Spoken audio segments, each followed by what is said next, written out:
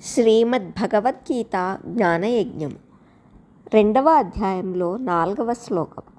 అర్జున ఉవాచ కథం భీష్మమహం సంఖ్యే ద్రోణం చ మధుసూదన ఇషుభిః ప్రతియోత్సామి పూజార్హా వరిసూదన.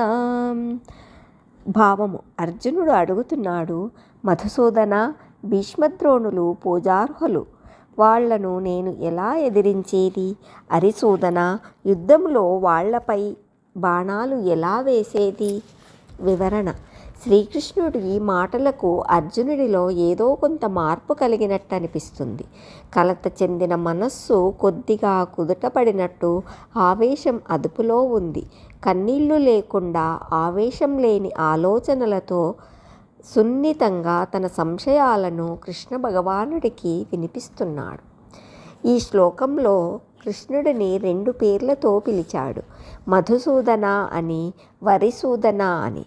మధు అనే రాక్షసుణ్ణి చంపి మధుసూదనుడివయ్యావు. నీ మేనమామ అయిన కంసుడిని చంపావు, అరిసూదనుడివి అయ్యావు. వారు రాక్షస బుద్ధులు ఉన్నవారు కాబట్టి వారిని చంపావు. శత్రువులను చంపగలం, కానీ దుశ్శాసనులను చంపటానికి కూడా వెనకాడటం లేదు నేను. కానీ భీష్మద్రోణుల విషయంలోనే కలత పడుతున్నాను. భీష్ముడు కులవృద్ధుడు, పెంచి పెద్ద చేసినవాడు. ద్రోణుడు విద్య నేర్పినవాడు. కన్న బిడ్డ కన్నా నన్నే మిన్నగా చూశాడు. ఇలాంటి వారిని ఎలా చంపేది కృష్ణ? నాకు చేతులున్నది వాళ్లను పూజించుటకే కానీ చంపుటకు కాదు అని అర్జునుడు కృష్ణ భగవానుడికి తన సంశయాలని వినిపిస్తున్నాడు. హరి ఓం తత్సత్.